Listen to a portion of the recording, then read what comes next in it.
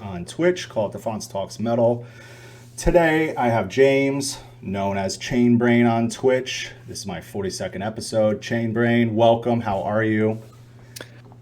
Hi, I'm doing feeling pretty good today. Feeling good. You had a good stream, I saw. I was there for a bit. Yeah, it's Friday. Fridays are always great. Got myself a nice ale, relaxing now. Oh, nice. What ale do you got there? It's called Master of Beta. What? Oh, that's awesome.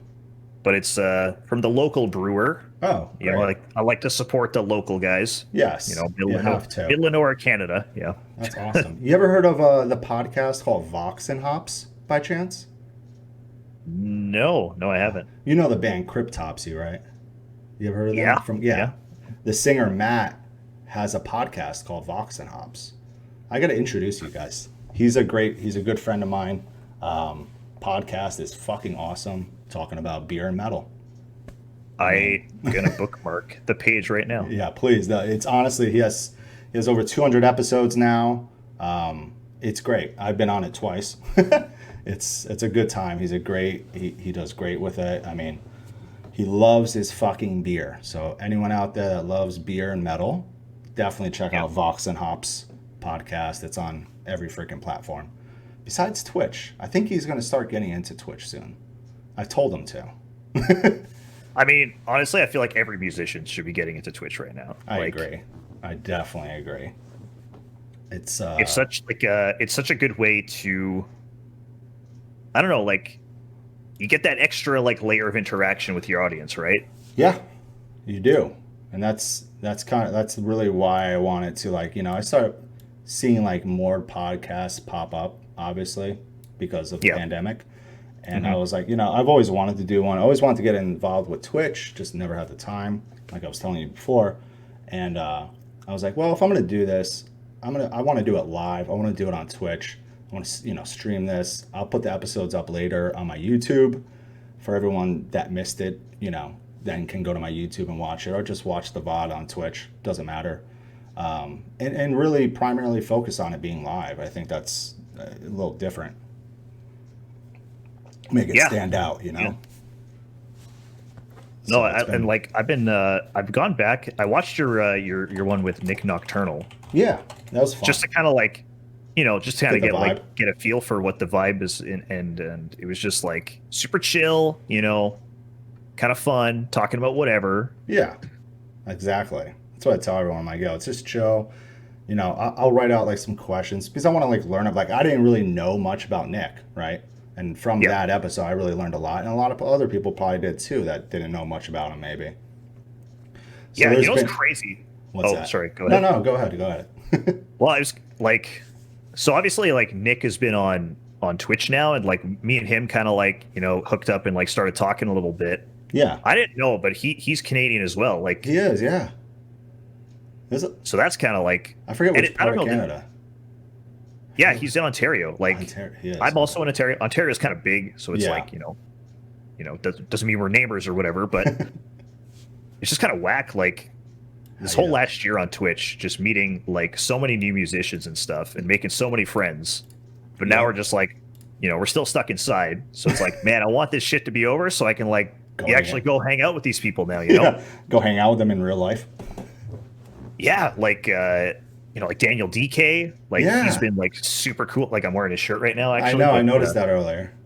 Dude, Daniel's awesome. Yeah, and like, you know, same thing. He's in Canada. Like, you know, I'm in Toronto. Well, when we're allowed to. Like, I've been to Toronto a bunch of times. Like, man, it'd be so sick to just meet up with him and like just hang out, hang out, drink a beer, whatever. Yeah. Yeah, he's been. How long has Daniel been on Twitch for now? Do you know? I think I found him like a few months ago. Oh, really? Yeah, it's only been a couple months, yeah. Wow. Dude, he's awesome, honestly. So entertaining, funny ass dude, and obviously he fucking rips that guitar. He's a shredder, and was kind of not trying to throw him under the bus or anything, but like when he first got on Twitch, me and him, we had a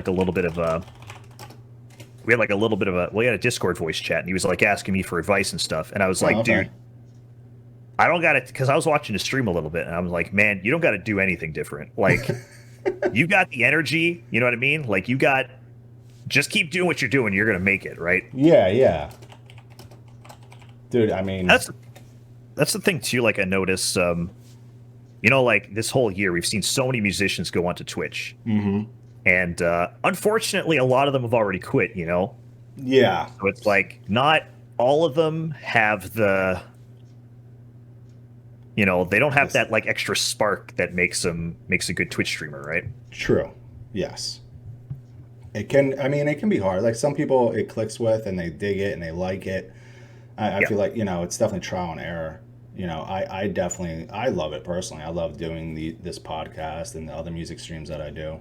And but I've had people, I know some musicians that have come on and did it for a little bit and kind of got over it, I guess. It's just not their thing. It's not. It's obviously not going to be for everybody. Yeah. And there is like starting a Twitch channel, there's always like a little bit of growing pains to start, Yeah.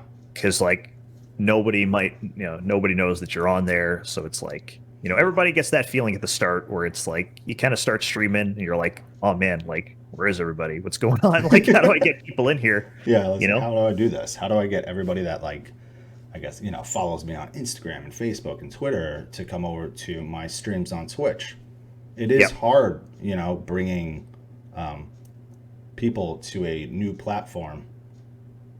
It's just hard to do that. Some are like very, they're all about it. They're like, oh yeah, I'll sign up. Let's go check this out. And some are like, nah, I don't feel like doing that. Or some think that you have to be signed up to watch the streams, which you don't really have to.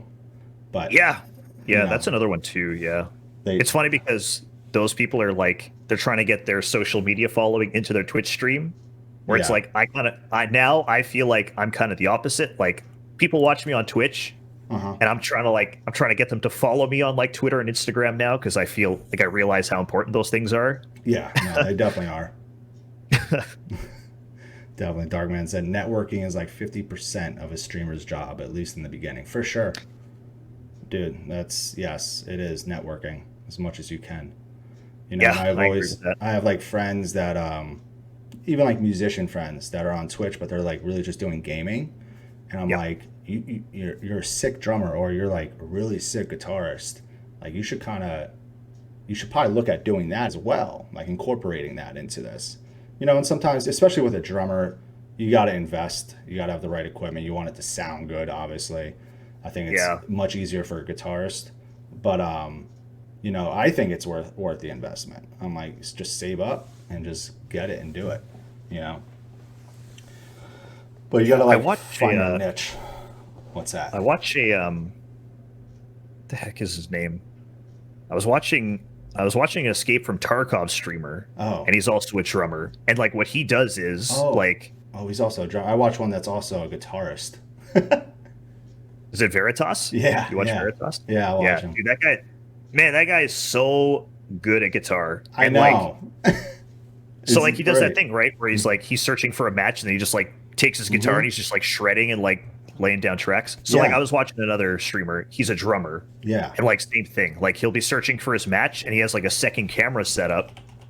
So like when he's searching, he just hops over, he's like laying down some beats and then he sees his game load up and he's like, all right, back to the and he goes right back to his computer. Yeah. You gotta send me his link. I gotta know who that is. That's fucking awesome. Yeah. I forget his name, but I'll find it. I'll send you. Yeah, because that like game, I play that game from time to time with a few friends. It's definitely, I feel like Escape from Tarkov, you gotta like streaming it. You gotta like either be really cracked at it or be really cracked and also do something else. Dude, keep it entertaining. I like that game, man. Have you tried it? Yeah, I play it all the time. That game's like a friggin' panic attack, though, dude. It is. It's like it's a horror game that's not supposed to be a horror game. I swear. Literally, that's the perfect description for that game. Dude, so many times it's just like I spawn up, I'm walking around, I'm getting loot, and then like I get shot and I jump, and I'm dead. Yeah, and you're like literally sitting there like, oh my god. Well, fuck yeah. You're all like flustered. I gotta like walk away. I'm like, holy shit. Yeah.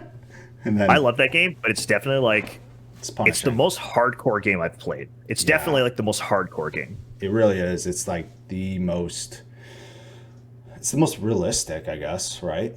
Like FPS, I would say, or one of them, not the most. Yeah, but I think that's like their thing. They're trying to make it like, because you can only make a game so realistic, I guess. But like they're trying to go for that sort of like, all the different bullet types and guns and armors and like. Yeah, it's a lot, man. There's so many different things. If a guy has like the class 5 armor and you got like, a one dinky 12 gauge, like you're not killing him. There's no way, right? Like you're shooting rubber bullets at him. Yeah, exactly. You're shooting paintballs at him. Oh, that game's rough. Oh, that's a good question, Darkman. Question for both of you: if you had the ability to flip a switch and play another instrument as good as you play your current one, what would it be? Huh. Well, I play guitar, not that much anymore, but drums, 100%. If I could flip that switch and be a sick ass drummer, oh god, it'd be so tight. I would love to play piano. Yeah, that's another good one. I have a lot of respect for piano players. Yeah, it's some of the most impressive Twitch streams I've seen. I don't know if anybody watching follows Lara6683. 6683. I gotta write this down.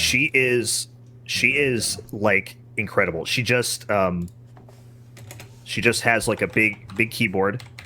Yeah. And she just plays along to like video game tunes, like show theme songs. And wow, actually she was already popular on Twitch and YouTube, but her big thing was Herman Lee went into her stream, like rated her. Oh, shit. She listened to Through Fire and Flames once for like 3 minutes, and then she just like ripped the whole song on piano. What? Yeah, she's insane. She's got that. What the hell is it called? Chat, help me out. What's that thing where like you hear notes and you can like distinguish them? The like perfect pitch or something? Yeah. Yeah, that sounds right. She could listen to like anything and just friggin' just do it. I don't know. She's insane. That's incredible. Literally a prodigy. But I see people like that, and like I don't know, the piano just sounds so cool. Like I wish I could play it. Yeah, I know. Me too. That would be another one. Definitely piano. And I love drums. I just wish I could play the most basic beats on drums, but that is it. Do you play any other instruments besides guitar, or has it always been guitar? It's always been guitar. Always.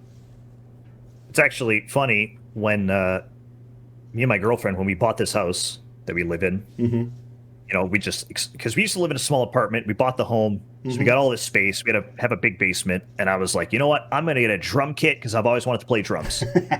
I'm going to put a drum kit in the basement and like, let's go, I'm going to learn it. Yeah. And I don't know, like, stuff got busy, whatever, and then I started streaming, and then like all of my extra money went into streaming. And then I just kind of forgot about the drums. Yeah. Yeah. And did you get a drum set? No. Oh, okay. I forgot about it. I forgot about it because I was like, all my brain power was spent on streaming after that. Yeah. Yeah, I totally understand that. That's how I am. Like, if I'm going to do something, I'm really going to invest myself in it and go in it. Like, I can't really do like 100 different things at once. There's some people that can and will do that. But yeah, even myself, I'm like, all right, I'm going to do this. Okay, I'm going to do this. That's the same thing when I started playing guitar when I was younger. I'm like, I want to play guitar, so I'm going to learn how to play guitar. Yeah, I was the same way. Like, my first guitar, my parents bought for me when I was 7. Oh, damn. That's but awesome. I was 13. Yeah. But I was like, I was a kid. I didn't care. I just wanted to play video games. So the guitar just like went under my bed. Yeah. It was under my bed for like 7 years. And then when I turned 14 and I started listening to metal, I was like, oh, wait, I got one of those things, so. Yeah. Time to dig it out and start learning. When did you really start getting down and learning it? It was around, 13, 14. Yeah, same with me. It was pretty sure it was like 13. I got a wow. Sorry, I'm typing something. An Ibanez RG 270.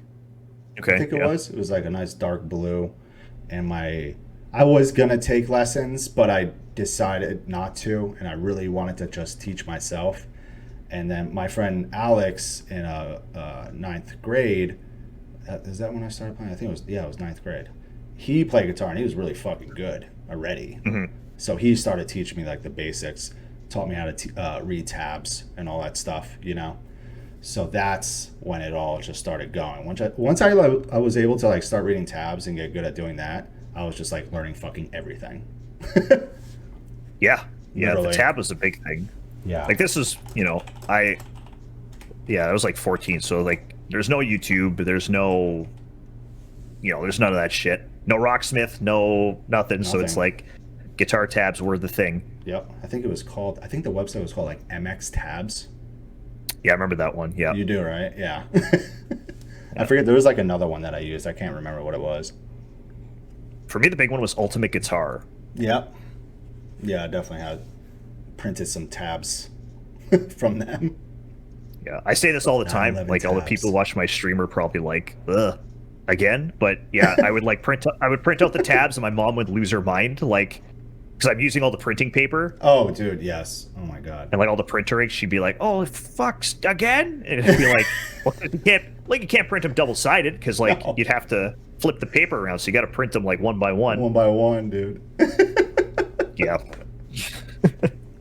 So we had a question from Jay Clapton. Question for both of us: which artist would cause you to melt if you ever had the opportunity to meet them? Like, I have no words right now, but it's an honor to meet you. Ooh, man. Who would it be for you? I'm trying to think, like one artist. I mean, you've probably met them all. No, there's a lot that I haven't met, which is crazy, I guess, right? I think it would be like, oh man, there's like two, man. Like, I grew up, I really was into Korn and Slipknot. Those were like my two, like when I was younger, and that opened up everything for me. And any of those, like Corey Taylor, Jonathan Davis, I would probably have no words. I'd be so nervous. Even with me being what I do, it doesn't matter. That's just like another level. Yeah. I'd still fanboy. Thinking of that is weird because, like, I mean, I don't know, because I feel like if you asked me this question 2 years ago, I would have been like, I don't know, Herman Lee of DragonForce. But like, I've met him, and it was like, it was fine. He was just like another dude to talk to, Yeah. So I don't know. Probably like James Hetfield or like Kirk Hammett, like just Metallica. Yeah, they're just like Metallica, they're man. Fucking massive, man. Everybody knows Metallica. That so would be yeah. I think probably that, but makes sense. I know it's funny, this whole like streaming thing. Now that I'm like talking to all these other musicians and stuff who I like used to look up to, or I still look up to. Yeah, I feel like it's kind of changed my perception on that a little bit. Yeah, no, for sure. I can totally understand that. And then you're also playing their songs by a bunch. Do you play a lot of Metallica? Yeah. That's probably a popular one. Yeah, and I mean, like, they were also like, I feel, well, I don't want to say every, but I feel like every metalhead goes through like a Metallica phase. I love those emotes. Yeah, definitely. I mean, I was into Metallica before I found like Slipknot and Korn. It was like, grew up with like Sabbath, AC/DC, Metallica, Def Leppard, Van Halen, Led Zeppelin, all those. And then I went into like, I found Korn, then I found Slipknot, then I found Mudvayne, a bunch of other, new metal bands, Static X and stuff like that. Then I went to like Cannibal Corpse. And then that just should open another world. Yeah. And I just kept going. I was pretty lucky because my dad likes heavier metal than I do. Like, I'm all about the mellow. Yeah, I'm all about the melodeath. I like metalcore. Same too. Stuff like that. My dad is like, right now, my dad's jamming out to like, My dad's like listening to Septic Flesh right now, and he really likes Igor, and he's like, wow, yeah. So dude, like, that's awesome. Igor is the most interesting band. I think interesting's a good word for it. Yeah, yeah. The first time I heard them, my dad, it was, what the hell was it? It was like Thanksgiving dinner. Did your dad find them first? Yeah, yeah. Oh my god. Yeah. So the first time I heard so Igor, awesome. I'm at my parents'. It's Thanksgiving dinner, and he's like, "Yo, James, come to the living room. I want to show you something." I'm like, "Okay, sure. What is it?" He's like, "Oh, I found this new band. Watch this video." And he puts on the 5.1 surround sound in the living room, like cranks it, loads up Igor on YouTube, and it's just like all this weird noises, and it's so bizarre. And then I'm like, "What the hell is that?" He's like, "Oh, it's crazy. Well, I watched a documentary. He said he made this song and he like sampled a vacuum cleaner." And it's like, oh, okay. Like I don't get it. Yeah, it's hard to get at first. And then I go back to the kitchen, and my stepmom's like, "Did he show you that song he really likes?" And I'm like, "Yeah." She's like, "It's weird, eh?" I'm like, "Yeah, it's pretty weird." Anyways, my dad, he's just total metalhead. Dude, that's so fucking tight. Was your mom that way? Did she like metal at all? Or yeah, like the opposite. No, my mom, she's kind of like into the Iron Maiden, Metallica. Oh, okay, yeah, that metal. Yeah, that's crazy, dude. That's awesome. Septic Flesh, dude. That band is incredible. I don't know if you've ever seen them live before. Nope, I haven't, but I would love to. I think very good live band. You know, once the things open up, potentially, I got a massive list of stuff I want to see, and I feel like, I mean, you might know because you work in that kind of stuff, but I feel like all the bands are going to be out there. Oh yeah. Once they can be, right? So. Oh yeah. It's gonna be. Everyone's like, it's gonna be so packed. I'm like, yeah, I know.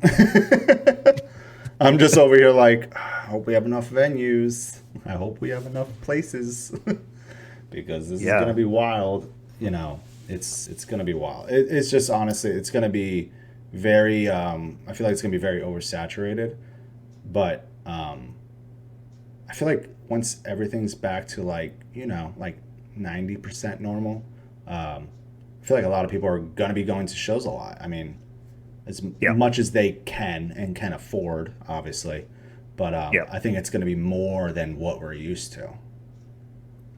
So, which is very much needed. I feel like the United States and just like North America in general was like, a lot of people would always say it was just like everyone got too spoiled, and I'm like, yeah, definitely, because then I have bands that go tour Europe and even Australia. And like those shows are doing like double what they would draw over here.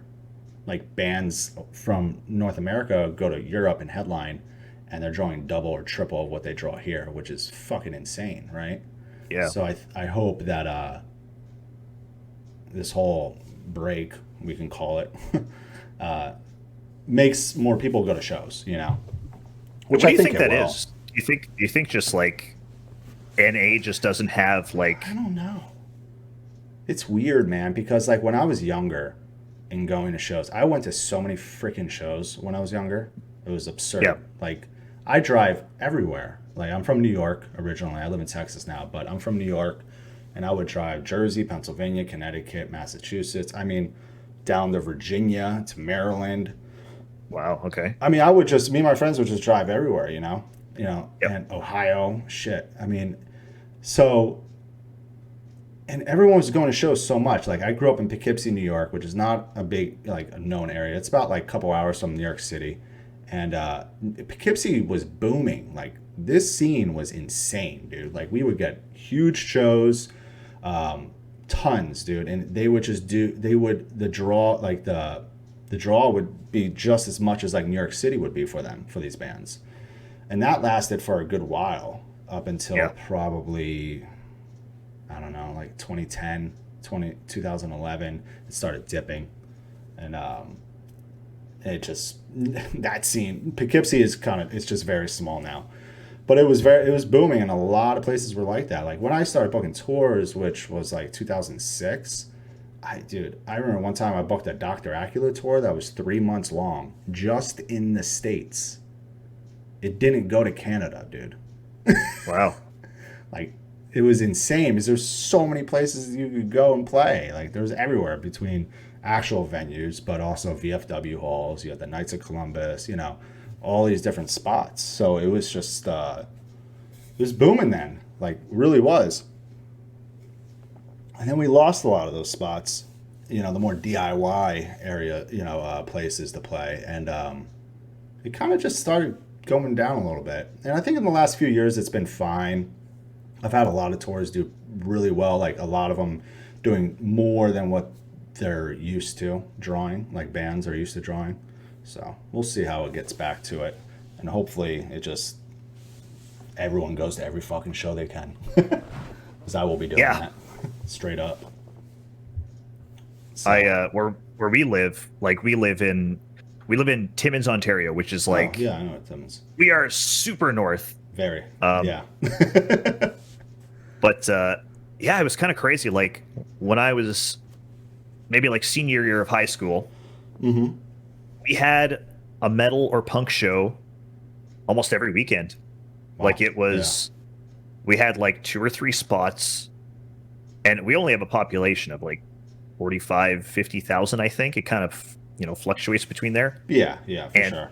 But like every weekend, we'd have a couple shows. Yeah, and they weren't even like, like some of them might just be local bands playing, whatever. But we had Protest the Hero come here, like, dude, yes, every couple of months. We had 3 Inches of Blood come here every couple of months. Wow. Cancer Bats, like Dayglow Abortions, like SNFU, just all the time. I don't know. I'm just like all these bands just showing up all the time. No, and these are very well known bands. Like going to a smaller spot like area like that, market like that. So, and man, like we loved it. Yeah. We loved it, and now we have one place, maybe one bar that bands can play at now. And it's rough up here. Like, yeah, I'm trying to think. I've had probably a few go to Timmins before. I'm wondering which the last tour it was, but I feel like I had Rivers of Nile. I'm actually looking at their dates. No, we didn't go to Timmins. Never mind. I'm trying to remember. I know I did, but I'm just trying to remember like what tour it was, what Canadian tour it was or something. But yeah, it's never. A lot of the times, like when a lot of the tours that I book, like we'll go to like the normal spots, the most common, I should say, right, are like Montreal, Toronto, Ottawa, too. And then like maybe like Edmonton and Calgary, and then like Vancouver. Yeah, that's like max. So I think what would happen for us, it's like if bands were going like east to west or west to east, like because Ontario is so fucking huge. Yeah, like you would like hit Quebec or like Montreal or whatever, and then like you could stop over in Timmins or like North Bay. You can, yeah, or like Sudbury. So like. That was, So sometimes like they'd stop in Timmins or whatever, and we'd get a show, and they would just like play or playing a gig or whatever, and then we'll sleep here, and then they keep going, and then they but it's not often anymore, right? No, I think the last band I saw here was Black Dahlia Murder in Timmins. I think, yeah. When was that? Was that a while ago or like a couple years? When the tour was? So I know 2018.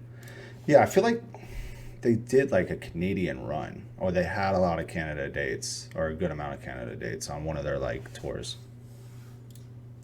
Yeah, it wasn't that long ago. No. But then the place they played shut down like 2 weeks after. Oh, jeez. What was it called? I wonder if it's called The Working Class. Oh, I know Working. Oh shit! It shut down. Yeah. I didn't realize that. That sucks. How big was that? I'm trying to remember how big The Working Class was. It wasn't big at all. There's another place. There's another venue. I'm trying to remember where it is in Canada. It's called Now That's Class. You ever heard of it? I have not, no. Now That's Class, Canada. I feel like that's what it was called. Yeah. Wait, is this it? I could be wrong. Dude, it's been like, I haven't booked a tour since like April. So I'm like actually booking like a run for like later this year. And I'm looking at the route and I'm like, who should I hit up in this town? I'm like, who the, oh no, Now That's Class. That's in Cleveland. Never mind. That's right. See, I'm like, if this was like months ago before the pandemic, I would know everything. Booking this tour, like this tour I'm booking right now, I'm like, what promoter books here? Who books in Pittsburgh? How in the world did I forget these things? I've been doing this for 15 years. Neurosis, thank you. It's on February 2nd, my birthday, actually. The big 34. Jesus. Well, that's soon. What the I hell? know. Well, happy, it's Tuesday. Happy premature birthday. Thank you. So let's get into like what inspired you to start streaming. I feel like that's a good question. What got you into it? Like, was it like one person specifically was like sparked that in you and was like, I want to do this? Well, so it was kind of like a combination of things. So like I started streaming in 2017. Okay. So like 4 years ago. Yeah. But if you actually if you click my Twitch account in the chat here, when was it? Does it say in the account? Yeah, so my account was actually created in 2012. Oh, shit. So I've been on Twitch, I've been on Twitch for a long time. Like, I used to watch a lot of like StarCraft 2, League of Legends streamers, back in like Halo, watching all the Halo streamers, I've always just been a massive gamer. So like when Twitch became a thing, I was there, Yeah. Like I'm watching. And I always loved what streamers were doing. It was kind of like a dream, like, man, I would love to do that. But I always thought like I'm not good at any games. Like I'm not good enough at any games to make it. Yeah. I also just kind of thought like I really don't like who wants to watch me? I feel like I don't have that personality. I don't think I have what it takes. So like, but I was watching Twitch still like almost every day. Like I'm watching different streamers, I'm subbing to different streamers, donating and stuff. And then I saw, his name was Wrath TV. TV, okay. He was, I say was, cause he actually doesn't stream anymore. Oh, he really? was, yeah. So he was the first guy I saw play Rocksmith. Oh, and okay. I was like, man, this guy is good, and he's like just super chill, and like how the hell does he play these songs without knowing them? I was just like, my mind was blown. It is, yeah. And I kind of thought like, well, I have that game. I have that game, and I'm pretty good at guitar. Like at the time I was kind of playing off and on, like, every couple of weeks I'd pick up the guitar, play for like 30 minutes and put it down.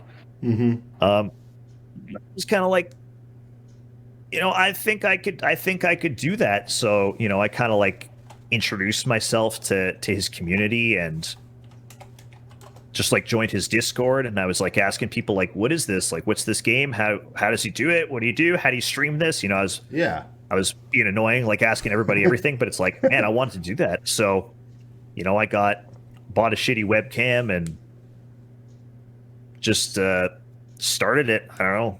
And it just went from there. Was it hard to like? So I've never played Rocksmith.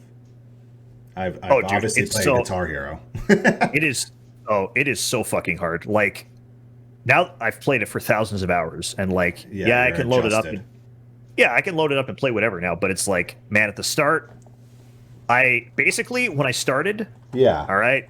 I'm going to tell people this. I was a little bit of a phony because I would only play songs that I actually knew how to play, and I wouldn't even look at the game. So like, That's good. That's good. I'd be like, all right, guys, we're gonna play this "Bullet for My Valentine" song, and it's like, all right, but I know how to play this song. I'm like not even looking at the game. Yeah, you just know it. You already taught yourself it, right? Yeah, and somebody would be like, "Hey, play this track," and I'd be like, "Oh yeah, I don't know, I can't get that one for some reason because I don't know how to play it." It's like, how about we play All That Remains? You know, because I know that song. Yeah, so I was a little bit of phony at the start, but yeah. Did you have to learn a lot of songs, or did it make? Well, it obviously made you learn a lot of songs, right? I mean, it had to. Well, and that's the weird thing about the game.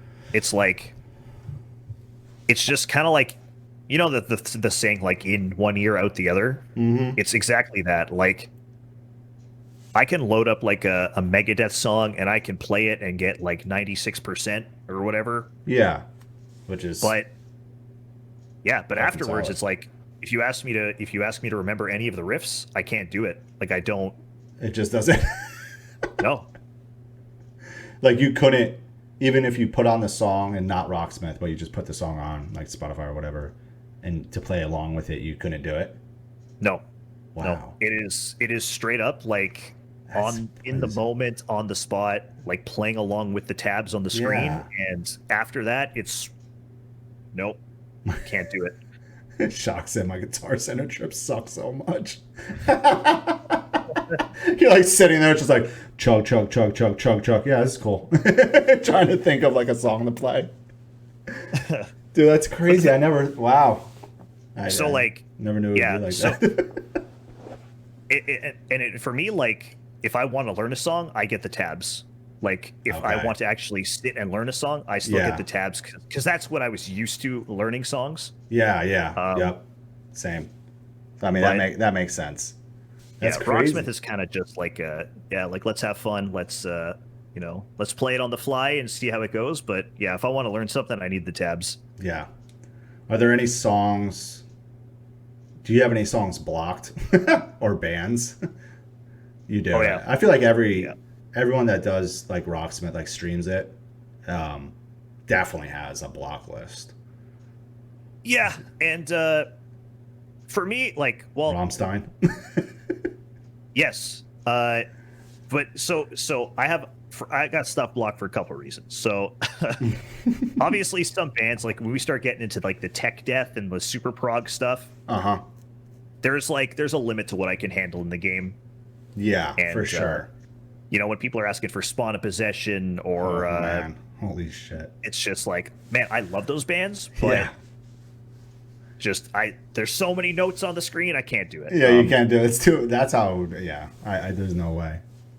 But like also, for our blacklist, like, I try and keep the stream like pretty, family friendly ish, as much as I can. Yeah, I get that. So like, a lot of like some of like the grindcore stuff, when the lyrics start to get a little bit dicey, it's like, there's so much music we can play. We'll just. There's a lot more than just that. Yeah, I can like those. I can like some of those bands. Like, I listen to some of them in my off time, but like, just I don't want those lyrics on my screen. Yeah. I totally understand that. You got to like watch it. I would probably be the same way too. Yeah. I'll be like, all right, we got to. So did you? Is that like? Are you still like to this day like, I guess, blocking songs? Or it's kind of like it's like case by case, like if we play a song and it's like this kind of then we'll just add it to the list, whatever. It's like that makes sense. I always like wonder that, like, what songs, like, people that do Rocksmith, what do they block? Or just like very long songs, I guess, too. Or are you not opposed to those? I try and keep. I think our limit is 9 minutes. Oh shit! Yeah. So like we can play it, like, today we played an Opeth. It was like 8 minutes and 50 seconds. Oh, nice! But Opeth song. Fuck yeah. Yeah. So like we can get some of the longer ones in there because like lots of good metal tracks are long. Like this is true. Yeah. That Numenorian song you played today. I love that song. Oh, dude, that song gave me the friggin' shivers at the end. I don't know what the hell it was. Like just the little riff, the little melody I know. at the end of the song was just so good. The record is really good. That was like literally one of my top records of 2019. It's such a good record, and I'm pretty sure they are definitely from Canada. I just can't. I think it's like Edmonton or Calgary. It's one of those two that they're from. Yeah, I'll have to give them a listen because I think you like the whole record. Yeah, that song made me happy. It was good. Oh yeah. So did you take any? You didn't take any lessons, right? You were saying before, or Nope. did you none?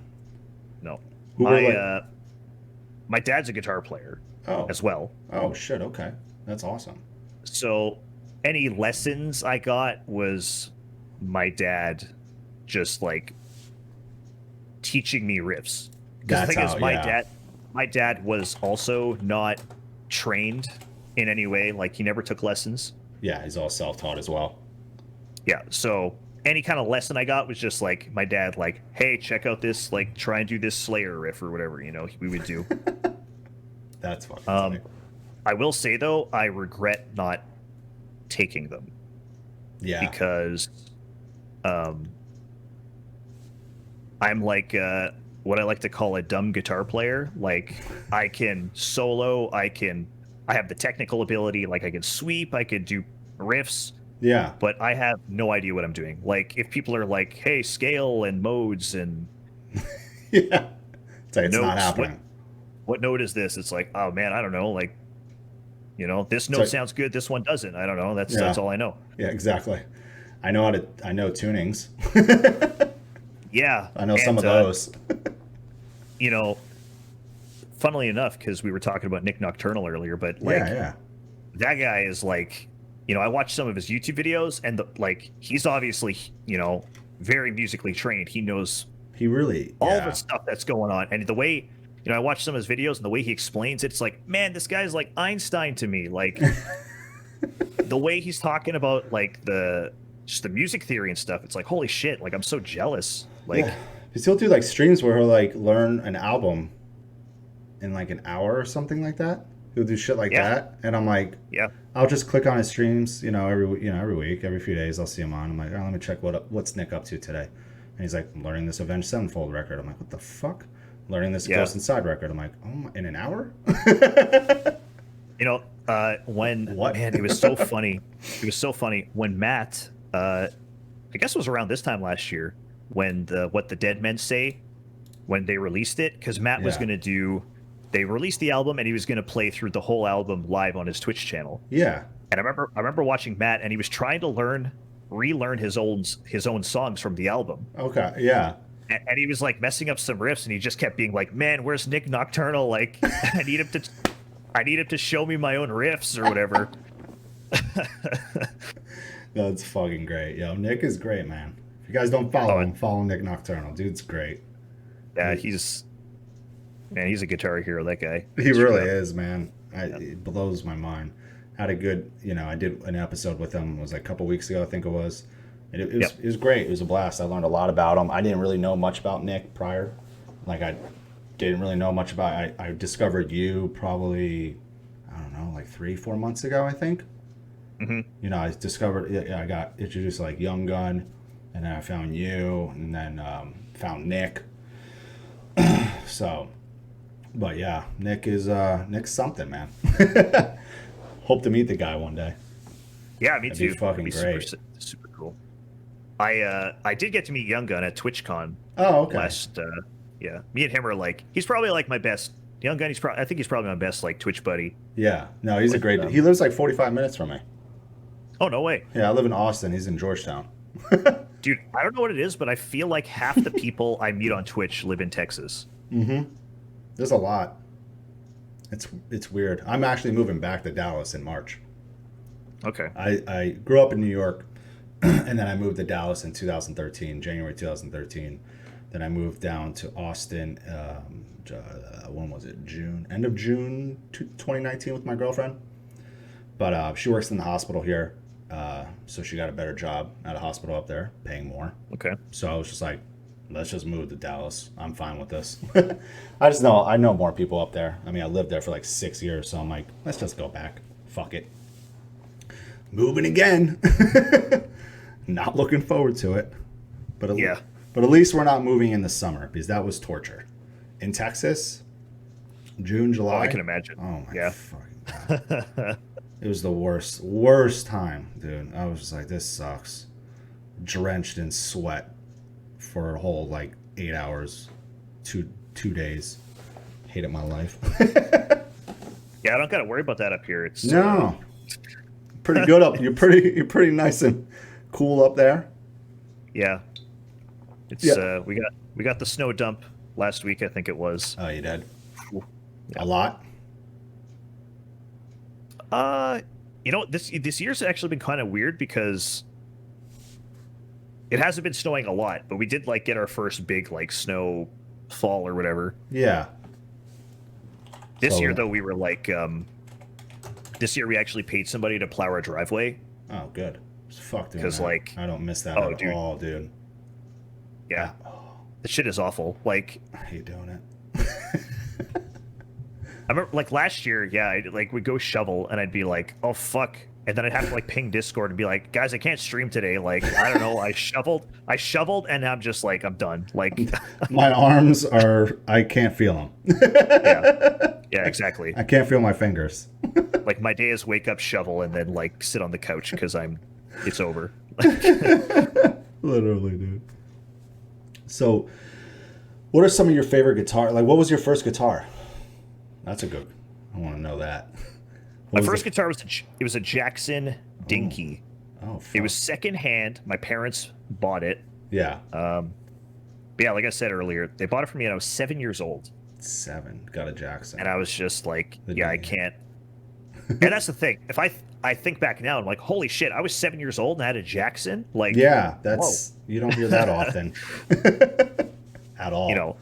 And back then, I was just like, I'm a kid. Oh, guitar, whatever. And it's like, I didn't want to play it because it's not a video game. Yeah. And I just think it's like, man, I was such an ungrateful shit. Like, my parents bought me like this really nice guitar. And, yeah, the Dinkies are smaller, right? Obviously. Or a little bit smaller. Are they? No, I don't think so. Really? I think it was I think it was called a Dinky. What do they look like? I'm curious now. It's just a lighter body, I think it is. Oh, okay. Yeah, I'm looking at it now.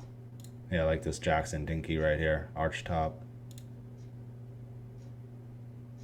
Yeah, the small Jackson is the Minion, I think it is. They call it the Minion. That's the like the baby guitar. That's the baby one. Yeah. Yo, you have a Dinky, Alec? You got a Dinky? You still got that guitar or nah? Is that long gone? I have the body right here. Look. Wait, really? Yeah, like the fucking. Oh shit. Well, my plan was like. So okay, my sister had a house party like a couple of years ago. Okay. And somebody snapped the neck off of it. Oh, that's great. Yeah. That's nice of them to do. So then I just like, all right, well, maybe I like, because I think like a website like Warmoth, you can order like replacement necks. Mm-hmm. Yeah, but it wasn't a neck through, was it? No, it was bolt on. It's bolt on, yeah. So I was thinking like maybe one day I'll order another neck, but like, I don't know. Now I got the Kiesel endorsement, so like kind of, what? This one's on the back burner now. So when did you get endorsed by Kiesel? How long ago was that? It was June, I think, June or July. Oh, very recent. Dude, I love their fucking guitars. I went to NAMM. When did I go? Yeah. NAMM 2018 and 2019. Yeah, right? Yeah, 2018 and 2019.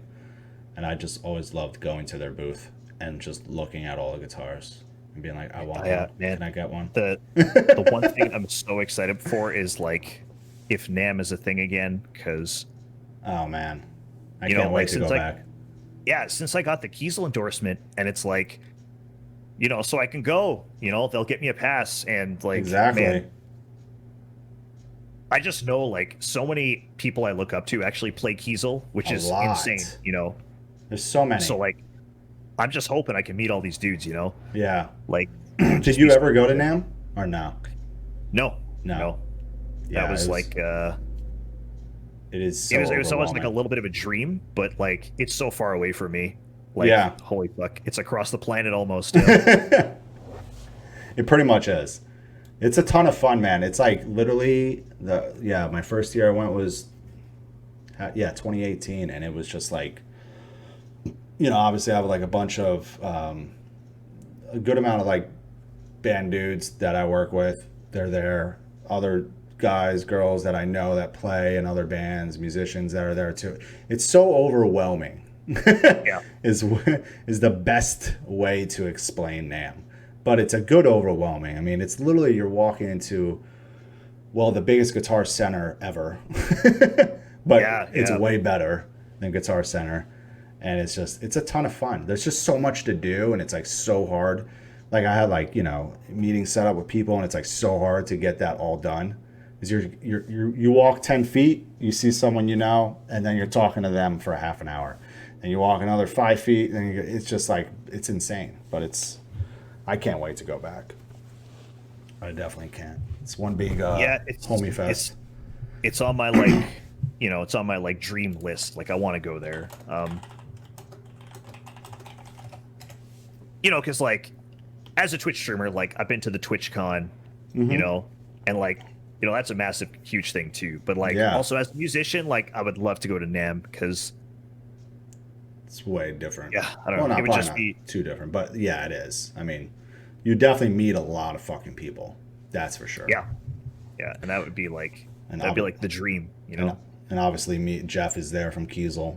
Like the whole crew is there. So it's like meeting all them and more. They've been such cool guys. Like, so I originally got the Kiesel hookup because of Herman Lee. Oh. That's fucking tight. Yeah, so good shit. So that new guitar I got, the red one that I was playing today. Yeah. So love that finish on it. So I got that guitar spec'd out when they announced that model. It's called the Neck Through Aries. Okay. And I got that quoted because I wanted that guitar built. Yeah. And it came back and it was like super expensive, way more than I was expecting. And I was like, man, I can't afford this. Like, it's just. The quote came up to way too much. So I put on Twitter, like, I was super pumped to order this guitar. Yeah. And I can't get it. It's too expensive. And Herman Lee, like 10 seconds later, DMs me and was like, dude, have you considered asking them to like endorse your channel or endorse you? And I was like, well, I mean, I've tried, but I'm just thinking like, I'm not no Herman Lee. Like, you can't just be like, hey, I want to, give me guitars. Yeah. Endorse me, please. And I was like, I tried, like I sent them an email and no answer. And he was like, yo, I know a guy. Don't worry about it. And he just like sent an email, CC'd me. Yeah. And to Chris at Kiesel. Yeah. And then Chris was just like, all right, this guy sounds cool. Like, let's set up a call. And it was like one phone call and we're done. There you go. Let's go. That's incredible. Yeah. Herman fucking And it's so Lee, cool. Man. Like, it's companies that are embracing like the new social media stuff like YouTube and Twitch. Like, I feel like these companies are the ones that are gonna, they're gonna make it because for Kiesel sure was totally on board, man. Yeah. They were like, what's Twitch? What's Twitch? Tell us about it. And I was like, oh, like I'm live and I play Rocksmith and just shredding all day. And at the time I was like, well, look, like it's just, if you look, it says there's 100 people in my chat or my channel. But if you actually look at these stats, it's like, oh, I have like a couple thousand people every day. And they were like, oh, really? Like that. So they weren't really that familiar with it, huh? No. And wow. It's kind of crazy because, after they signed me up, a couple of like the Kiesel dudes have started Twitch hopping onto Twitch. Like, we got guys like McRockland and Cole Rowland now and Scott from Fallujah. Yeah, Scott's on it now. And they've been like messaging me like, hey, you're the Twitch dude for Kiesel. Like, what's going on? Like asking for advice and stuff. So yeah, you're the head of it. Yeah, but like, man, that's just rad. Because for me, it's like when I started the whole Twitch thing, it's like a dream is to work with a guitar brand. But For I was always sure. worried, like, are these companies going to be like, Twitch, what the fuck is that? Like, who gives a shit, Yeah. But Like, what is that? You're not it's just, touring. You're not playing shows. Nah. yeah, exactly. You know You're what I not mean? in a band. What? Yeah. At least Kiesel, man, like they were super on board. They were like, oh, like, you get our guitars in front of people, like, Yeah. hey, Throw your logo. win-win. Yeah. Exactly. Win-win. So they It is built a me that win-win. instrument, and fuck, like, living the dream over here. That's fucking rad. That's definitely an awesome company. It's I mean, a lot of people are embracing the streaming world right now, obviously. Yeah. And it is great, And even when things do get back to normal, I feel like it's still going to be popping. I'm going to still be on it, and I'm still going to be watching who I follow on it and all that. So, and I feel like everybody else will be as well. And I feel like it's just going to get, even when like touring does start up and whoever's on it, like Yep. musician wise, band wise, I feel like, a good amount of them that I've talked to, like they're going to try to like stream their shows as well. Try to get the right equipment to do that. And I'm like, it's going to be a little pricey, but probably a good investment. And I feel like you'll see a return on it quick. And, I mean, it only helps your band, in my opinion, and make you guys a little bit more money, And like, I'm excited for, like a lot of the new musicians that I follow, like, I'm excited for them to go on tour and like, stream from their phone backstage. Yeah, like, shit like that. What's going on? Yeah, it's like, because I feel like Matt has really like, of Trivium has really like, yeah, I feel like him and Herman really like kickstarted the musician on Twitch sort of thing. I think they did, yeah. And it was just, I remember one of the first streams I ever watched was Matt was him backstage before a show, warming up, and everybody was laughing because he was doing like these pigeon noises with his voice, but that's like his vocal warm ups. Yeah. And it was just like, it was like a whole other thing. Like, yeah, you might watch Trivium on stage, you might see him live, you might see interviews with him, but it's like, you don't see this like whole other world, like the backstage, the just them being humans, like shooting the shit with the bandmates, like just talking and chatting. So it's like, that's the stuff that I think a lot of these musicians need to embrace. When you're back on tour, like just fucking go live from your phone, chat a little bit. People love that shit. I mean, because you can. I mean, you literally just use the app and go live. I mean, try to be connected to Wi-Fi if you can, and hopefully the Wi-Fi is pretty good. So you have a better connection with it. But it's like, you don't got to be in 1080p to do that shit. Yeah, exactly. Yeah, no one's going to give a shit. All your fans are going to be like, shit, man, I'm not even, I couldn't make it to the show or whatever. Or the tour wasn't coming near me or whatever. And they can literally just go on Twitch and see what the heck's going on. Even if it's just like backstage stuff, band hanging out, not the actual live show maybe. But even just hanging out with the band and whatnot. Like, I know a bunch of guys that are going to like, do it, stream while on tour and like actually like, hang out with the other bands, even interview them maybe, shoot the shit. And that's great. That's great content. And that's what people want. That's what fans would love to see. I would love to see it.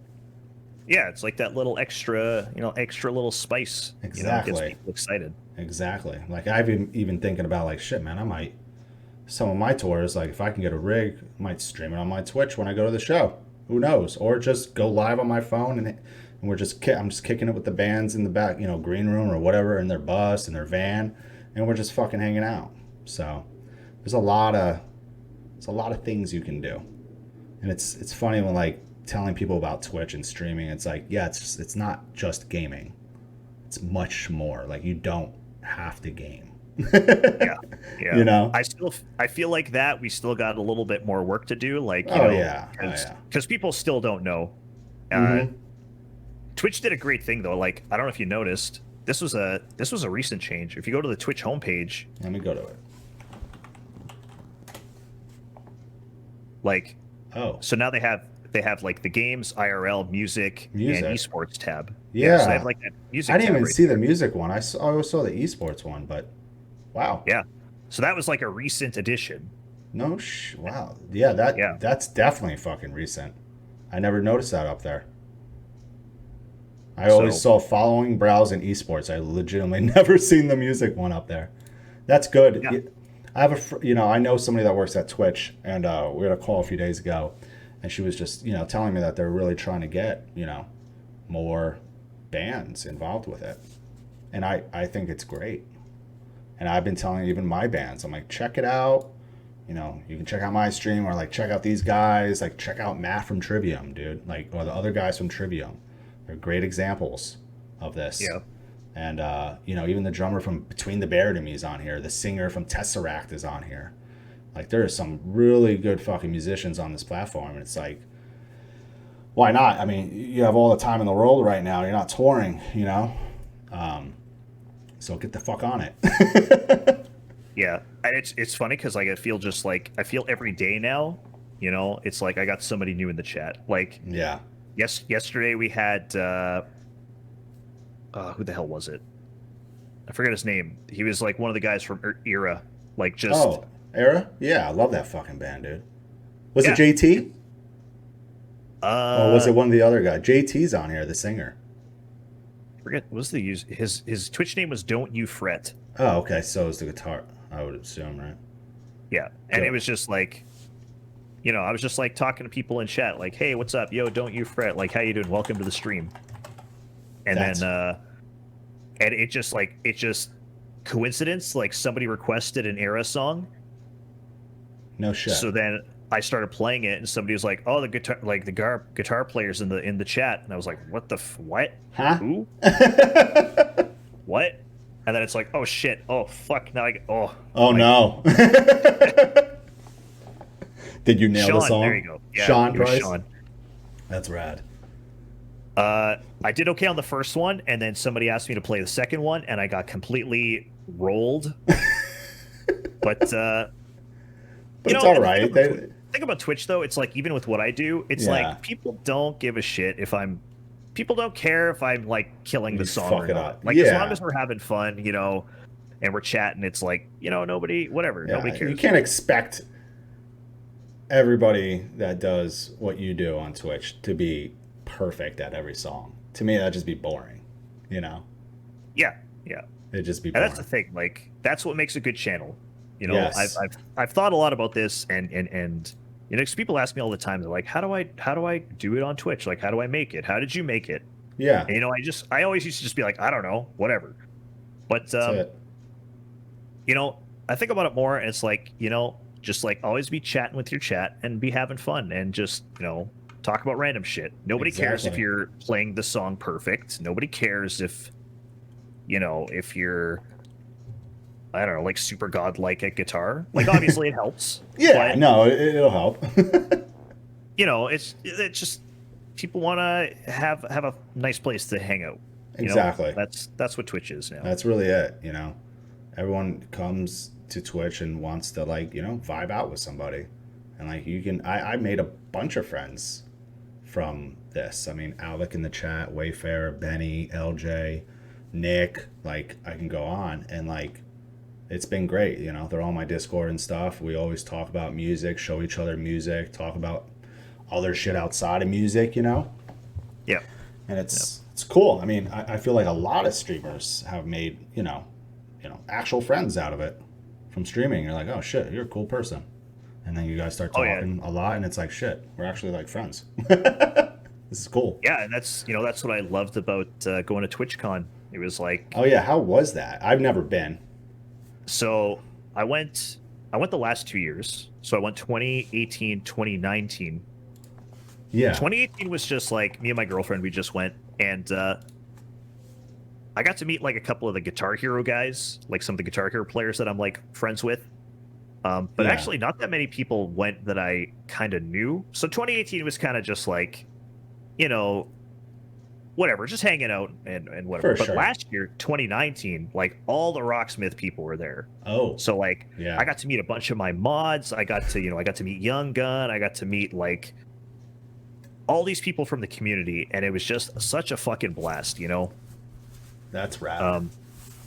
But also, like, because I've always been a huge fan of Twitch, so like, I'm also, seeing other streamers on the floor, like, man, holy shit, like, yo, can I get a picture? Like, I've watched you for years. You know? That's fucking rad. You know, that's where I got to meet Herman Lee at TwitchCon as well. Was it 2019 when you met him? Yeah, 2019. Because they played on the main stage at TwitchCon. They had the opening ceremony. No shit. And then Danfonce played on the stage. Yeah. Wow. What other bands did they have? Like, did they have any other like metal bands? No. Nope. It was like, wow, TwitchCon opening ceremony, and then Danfonce comes out and they play a couple songs for like 200,000 people on the stream. Holy shit, man. Yeah, it's crazy. That is wild. Is it? Wait, so is TwitchCon open to the public? Like, can anybody just buy a ticket and go to TwitchCon, right? Yep. Okay. Yep. So it's similar to NAMM in a sense. Yeah. So like typically when you go, like everybody gets their badge. If you're just like a Twitch viewer or whatever, you get like a certain badge. If you're a Twitch affiliate, you get a certain badge. If you're a partner, you get a different type of badge. And that just like, you know, lets you go to certain areas, basically. Yeah. No, TwitchCon is such a blast, like, because it's all about streaming and gaming and just like the Twitch community. And you know, the 2019 there was a little bit of focus on music as well, because that's when they kind of like started, you know. Yeah, they started kind of realizing like, oh, Matt and Herman are doing like some good stuff here, so maybe we should kind of embrace that a little bit. Yeah, kind of focus on that more, bring it in. Yeah, that's rad.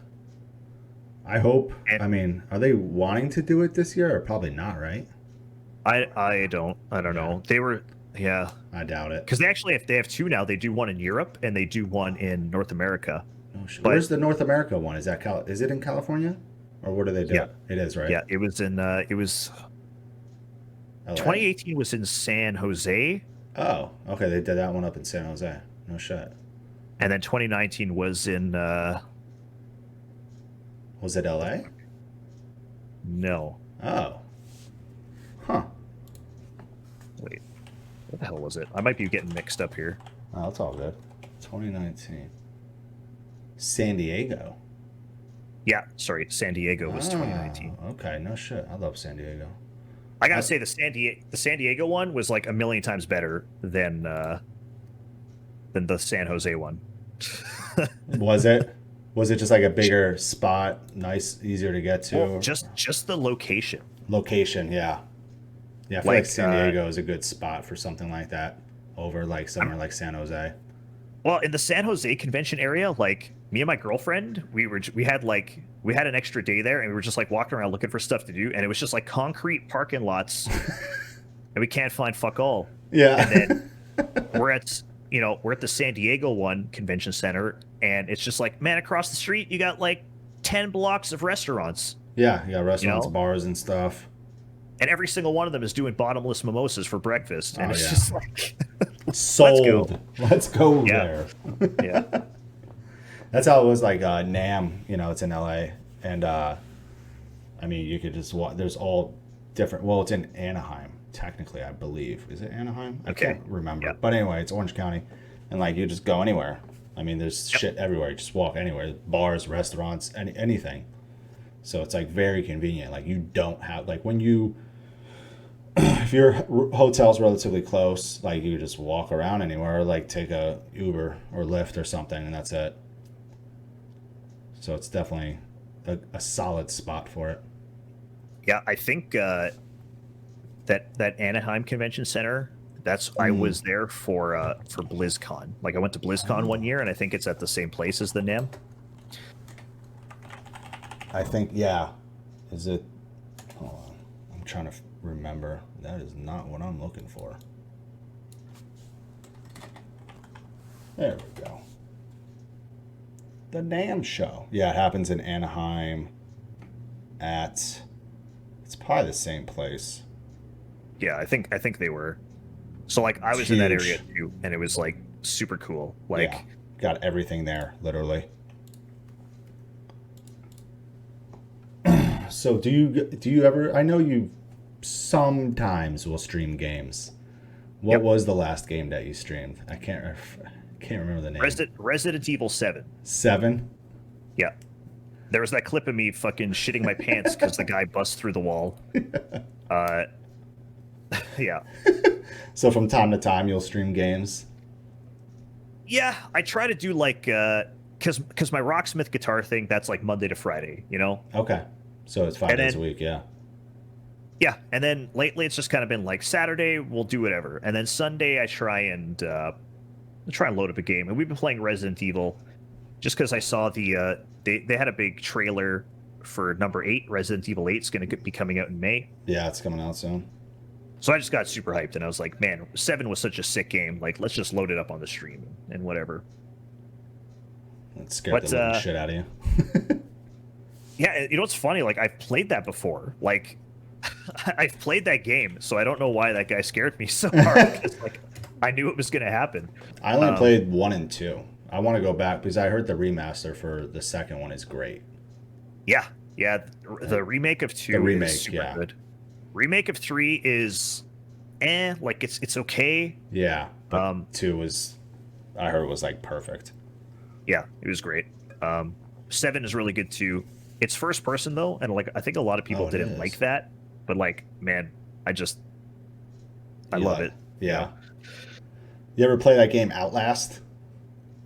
Yeah. I have too. I have yet to get through the first one. When the hell did I play that? I remember playing that on my Xbox. Because it's older, right? Like 2015 maybe? Yeah. I remember I was playing it. That has to be 2015. My girlfriend had went to sleep, and I'm just like playing Outlast, and I'm like, why am I doing this? 2013, like, wow. I just remember, I can't believe it. I remember feeling like I don't get scared by stuff. And I remember playing Outlast and just like feeling so freaked out. Dude, it is, and it's like, I remember like I started like I was like a couple hours in, you know, I was playing it on stream, and I'm like getting like used to it, and then something fucked up happens, and I'm like, oh my god, this fucking game, dude. I'm like, okay, I'm done. I can't play anymore. I can't do it anymore. Yeah, it's whack. It's whack. And like I found there's actually a lot of games like that, like Outlast, like scary games like that. Yeah, man. But there are. They're just like, they're not super popular. Mm-mm. And like I found, like if you go on Steam and you go under the horror category, man, there's so much stuff. There is. I played the Blair Witch a little bit. It was pretty good. I got to get through it a little bit more to have like a real opinion on it. Phasmophobia, a decent amount. That ghost hunting game. Actually, you know what? I was playing that game like just the other day with my friends. Oh, were you? We should do it one day. Yeah. My problem with that game is like it just feels a little bit slow. Yeah, like I wish there was definitely a few times where it was like it took about like 10 minutes at least for the ghost to even respond. And I'm like, oh my god, finally, scare me. I just want to get scared. And I have a few times. Yeah, I remember seeing, like, because that game got really popular, and I remember watching a bunch of streamers, and I'm like, this game looks so fucking janky, like, this is not scary at all. Yeah. And then me and my friends, it was like 2 a.m. one night, and we're like, all right, the 4 of us, we're like, you know what, let's play Phasmophobia. And then we're all agreed, we're on Discord voice call, and we're like, you know what, everybody, let's turn our lights off. Like, let's get in it. Yeah, exactly. That's what you got to do. So we're playing, and we left the Discord voice call, and we're doing only the voice chat in the game. Oh, so like, shit. You know, if you're like standing too far away, you can't actually hear each other. Yeah, I know. You gotta be like closer. And when we're just doing it, whatever, saying the ghost name, we're just like, haha, whatever, fuck you, ghost. Like, haha, ghost is an asshole. Trying to instigate it. Yeah, and then it shows up and it kills one of my friends, and man, I swear I've never been that afraid of a game. Like, because it just pops out of nowhere. You're like, oh my god. Yeah, and it's like killing my buddy, and we're all like, Jason, are you okay? Are you okay? And he's just like, he's not talking to us, and he's like being choked out, and we're like, oh fuck, and we're all trying to run out of the house. And, yeah, get the fuck out. I've gotten killed in it a few times. Yeah, Alec, that is that one game. I played it 2 times on stream, 3 maybe. But it's definitely a game you gotta play with like friends. But definitely have. You got to turn the lights off. You got to get it. You can't have lights on. You got to get in that moment. That's what it like when I would stream like Outlast. I streamed like the first Last of Us 1 and 2, both of them. Like I've had like some friends like, why is it like dark in your room? I have like a different color light on, and I'm like, because like, what do you want it bright in the background while I play this like creepy game, kind of scary game?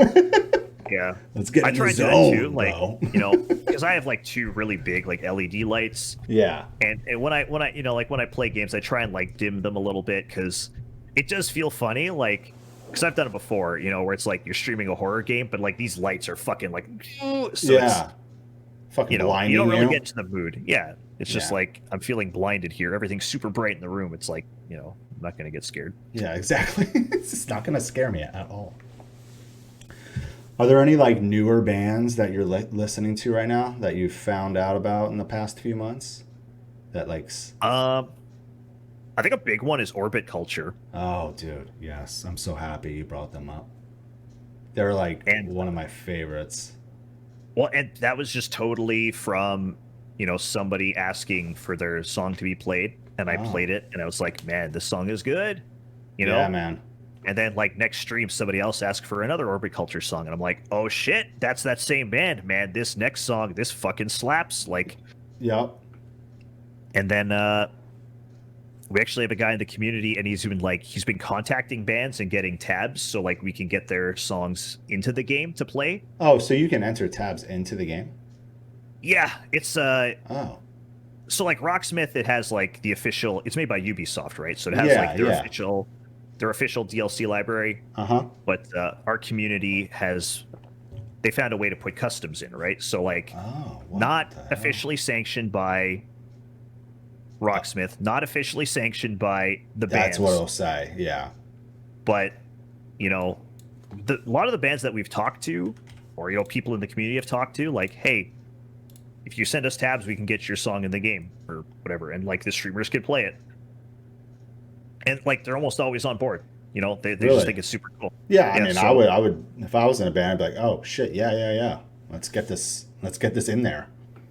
So we have like some community members. They've been getting the Orbit Culture stuff done. So it's like for the last little while, like almost every stream I load up, people are like, hey, there's another Orbit Culture song to play. And it's like we play it, and I'm just like, man, like this song's better than the last one. This band is so good. Dude, yeah, they've been really. They really are, man. That's before the pandemic. I was talking to them. Like we got on a call, and like I want to work with them. So I was like, this band's fucking awesome. This is before the record came out, everything, and they're really cool dudes. And I found out about them through Rivers and Nile. Do you know them? Okay. Yeah. Yeah. So those guys I've been working with for like almost 6 years now, and they did Rivers and Nile did a headlining tour in Europe. When the heck was it? Was it fall 2019? And they brought their agent in Europe was like, hey, I want this band Orbit Culture on it, and they didn't even know who they were. Obviously they checked them out when they represented the band, and they were like, yeah, sure, that's cool. But then they the tour happened, and I remember the guys like Brody and them were like, dude, this band was so much fun to tour with, and they're so fucking good live. Like, this band is it. Like, they were all about them. Had nothing bad to say about them. And I started checking them out more, and I was like, man, this band's really good. And obviously then they put out like a new song and whatnot, and I was like, jeez. This band is really, it's definitely like, it gives you those Gojira vibes, like very much. Yep. But it's like fresh though. It's like, they do have like their own sound too as well. And that's definitely, that's a good one. Yeah, it's been hard for me lately though to like, because for me a big one was like, whenever I, for example, hear a band on the stream, I would always like get the album on my phone, and then whenever we go for a drive anywhere, we would like, that's when I listen to the albums. Like in the car. Yep. But like, the last year and whatever, it's like we don't fucking go anywhere. Like, I know it sucks. I'm the same, honestly, man. I love driving too.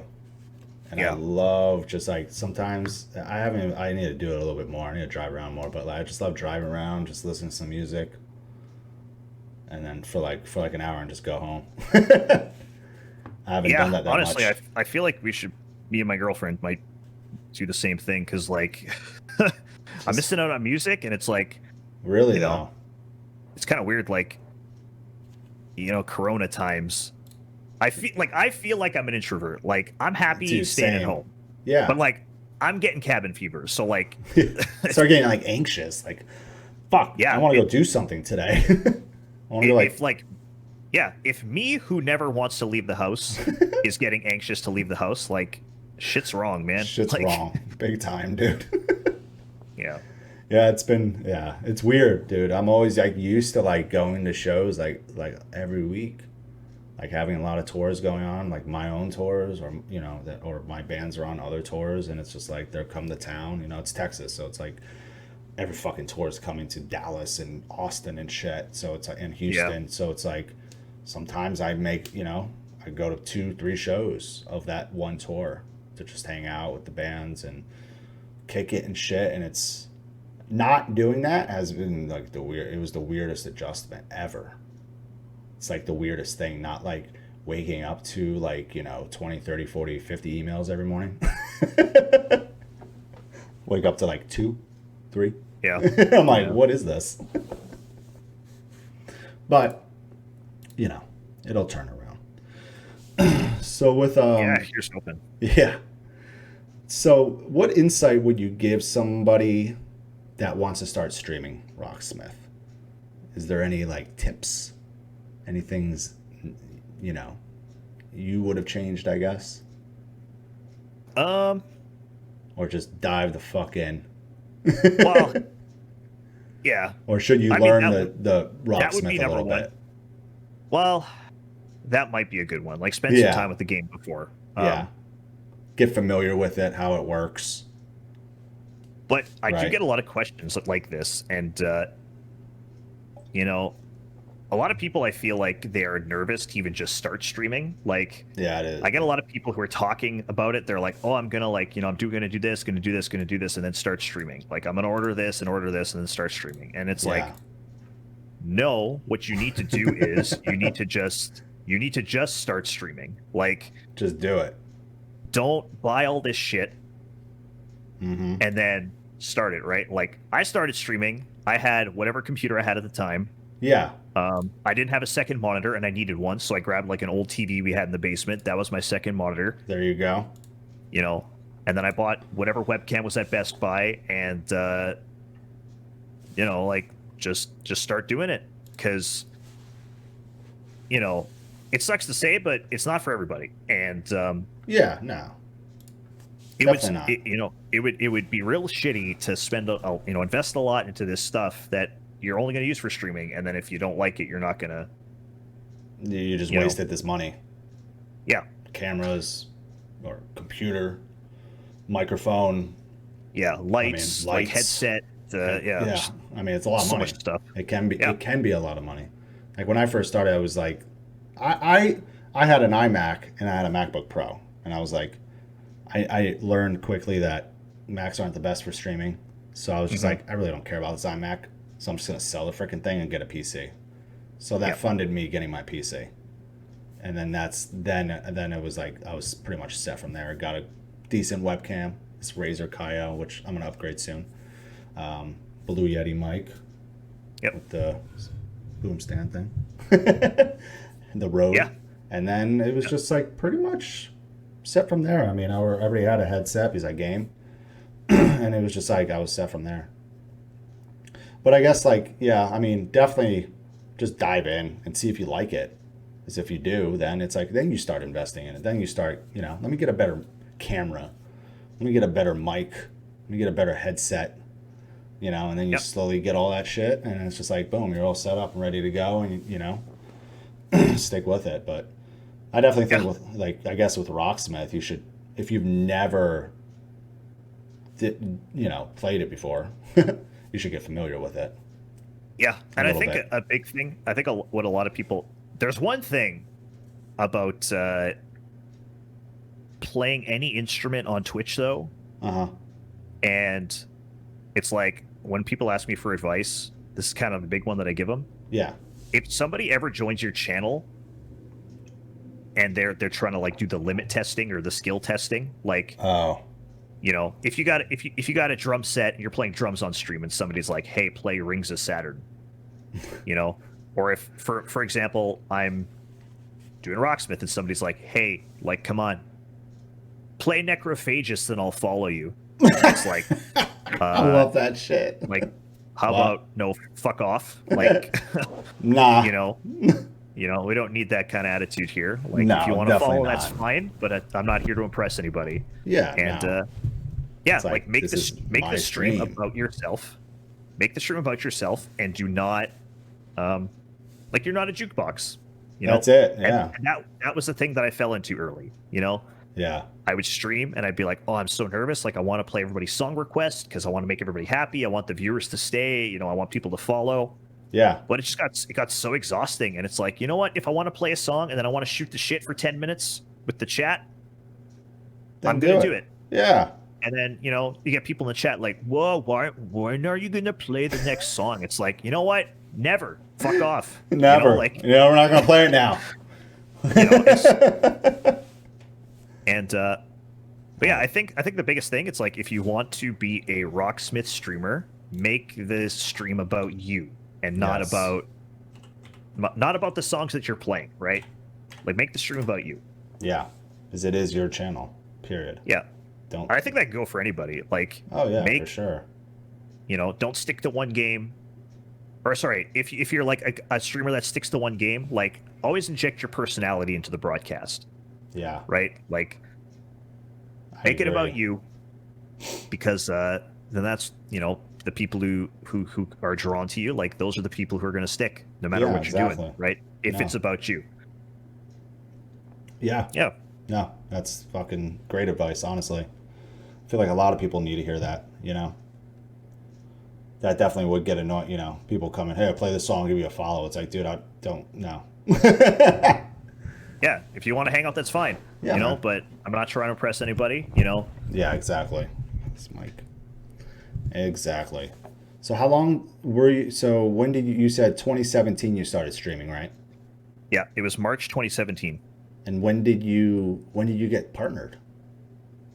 How long did it take? May 2018, I think. It was okay. It was just a little bit over a year. Yeah. So That's rad. You know, thinking back, like, that was pretty quick. Like, I did it. It's pretty quick. Yeah. Yeah. Like a little bit over a year. I mean, that's fucking awesome, man. I mean, and then I quit my job. I quit my job in August of that year. That year. Where were you working at? What were you doing? Like, so I was an IT guy. Oh, no shit. Okay.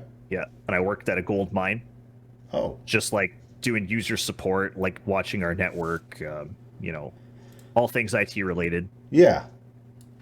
But honestly, I think back and it's like, I have no idea how I did it, because I would work 12-hour shifts, come home, stream for a couple hours. Wow. Were you full time at that job? Yeah. Yeah. Wow. Yeah. So, like, you know, work my 12-hour shift, come home, stream for a couple hours, like, fucking repeat.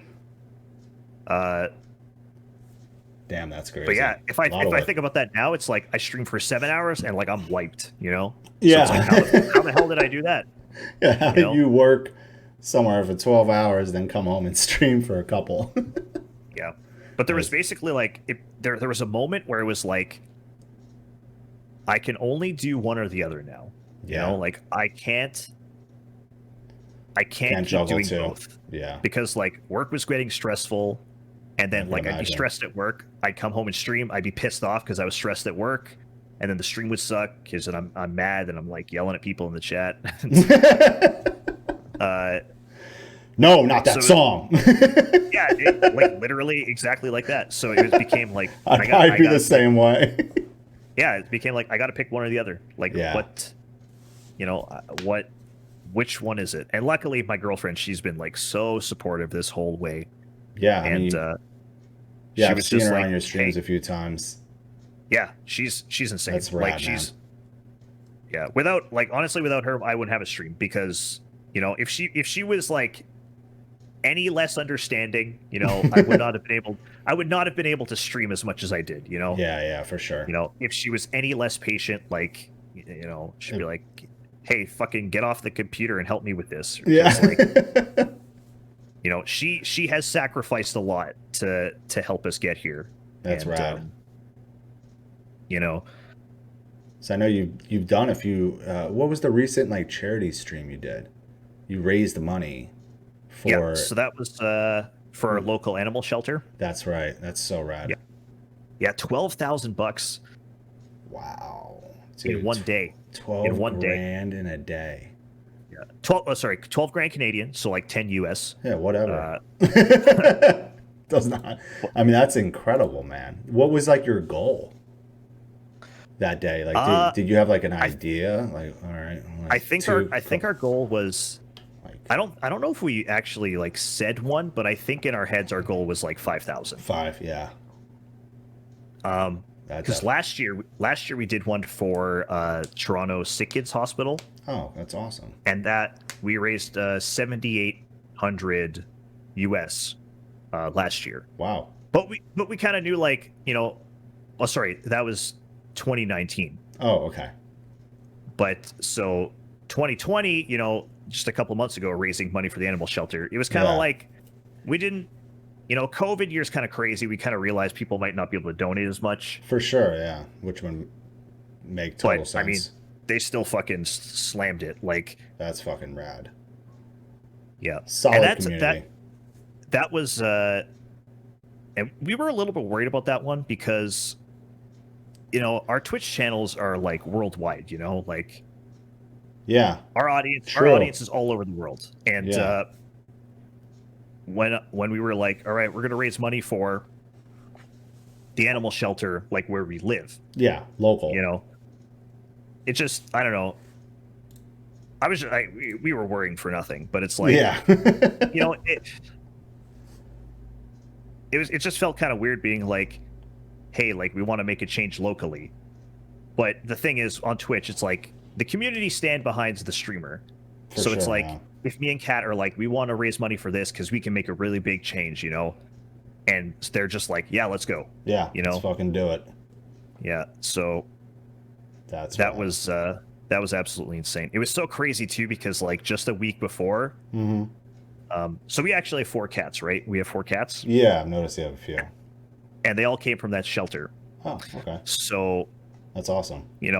We follow them on Facebook closely, and yeah, they made a post. Yeah, they made a post like a week before, and it's like, they were like, all right, for this year we want to raise $9,000 because we want to build like this. They wanted to build this like extra room onto their building. Okay. But they had to like do extra duct work and like restructure a floor. Yeah. It was going to cost them $9,000, and we fucking got it for them. Literally in one day of streaming. So like. Did they know you were doing this for them? Yeah. They did. Yeah. Okay. So it was kind of funny too because, so my girlfriend Kat, she left her job a couple months ago to like actually help me with my stream, and she's been streaming on her own too. Oh, that's rad. So Kat reached out to them. Yeah, Kat reached out to them and was like, we were kind of worried because she emailed them and was like, hello, like, we are so-and-so and we want to do a charity stream, and last year we raised a certain amount of money, and we're just kind of worried they were going to be like, oh, this is like a fucking scam email, you know what I mean? Like like not know what streaming is. Yeah, I guess, right? They didn't answer. We had to like follow up, and because we actually had to get them on Tiltify, because Tiltify is, I don't know if you ever used Tiltify. I don't know. It's it's a website where charities can register, so streamers can raise money for them. Oh, okay, good, noted.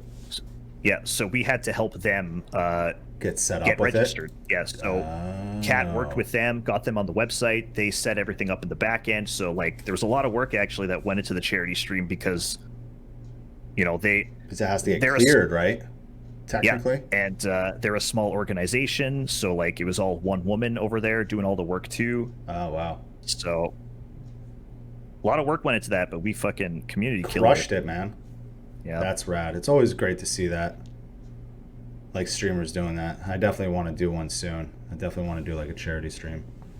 Yeah, so Tiltify would be your thing. Like they have a list of charities that you can pick. Yeah, they'll give you like a donation link, and they hand off the money directly to the organization, so you don't got to worry about any of that. Yeah, so there's exactly. So you don't got it's not the money's not going to your account, and you're not having to send it to them. It just goes straight through Tiltify, goes straight to them, and that is it. Yeah, they make it super easy. That's fucking awesome. Damn, dude. That rules. So is that like a yearly thing you're going to do? Like you're going to pick a charity or like pick a place to donate to? I think so. It's been 2 years in a row now. We've done a December charity stream, so. Yeah. Probably keep it up, why not? Yeah, it seems like a good thing to do. Yeah. December, season of giving and all that. Yeah, exactly. It's like perfect time of the year. That's rad, man. Yep. Well, James, I really appreciate you doing this with me today. It's been a fucking blast getting to know you. I'm sure a bunch of other people got to know you a bit more. Yeah. Oh, this was great. I love doing these kinds of like sit downs and just chatting things. Just hang out. Yeah, it just feels good. Dude, it's been rad, man. Like the podcast, your 42nd episode. They've all been a fucking good time, man. They've been a blast. Everybody that I've had so far has been awesome. All about it, and I'm like, this is great. So I'm stoked to continue it and whatnot. I have like a birthday stream on Tuesday, which is all day. Right on. It's all day long. I have like the guys from Angel Maker, Ingested, Dickie Allen of Infinite Annihilator, this band Wolf King, and a bunch of other people. I'm gonna have like some of my longtime Twitch followers come on a Zoom call. We're gonna hang out and shit. And it's just gonna be an all-day event. It'll be a good time. I'll make sure to say hi in the chat. That sounds fun. Stop by. Like if anyone's around on the 2nd on Tuesday, definitely come by. But let's pick somebody to raid. I think I always like to raid somebody after these episodes. So let's see who is on. Do you know Mike Leon, the bassist from Soulfly? Dude, he's killer. Dude, he is. I don't think I've known Mike for a little bit now. I don't think I had him on an episode too. I don't know if I've rated him yet, because a lot of the times when I do these episodes, they're early afternoon. So I've been trying to do more evening ones. Yeah. Which you're one of them. So like he usually streams like 4 or 5 p.m. my time. So like usually these streams would happen at like 2 p.m. my time to like 3 or 4. So he's never on. So I think we should go raid Mike. Yeah, I'm down. Let me type his name in here. If you guys don't know Mike Leon, he is the bassist of the band Soulfly. He's a great dude, very entertaining, funny guy. He is actually ripping it right now. So definitely stick in there, spam some emotes if you have them from me, if you have them from Chainbrain, and shoot him a follow if you like him. I think you will. He's a great fucking guy. He's very entertaining. But again, James, thank you so much for doing this with me, man. I really do appreciate it. Thanks for asking, man. It was a fucking blast. If you ever need me again, I'm here. I'm down. Oh, yeah. It'll happen again. All right. All right, guys. Let's go raid Mike. Here we go. Thanks for stopping by and all for the follows. Appreciate it. Later. All right. There we go. Boom.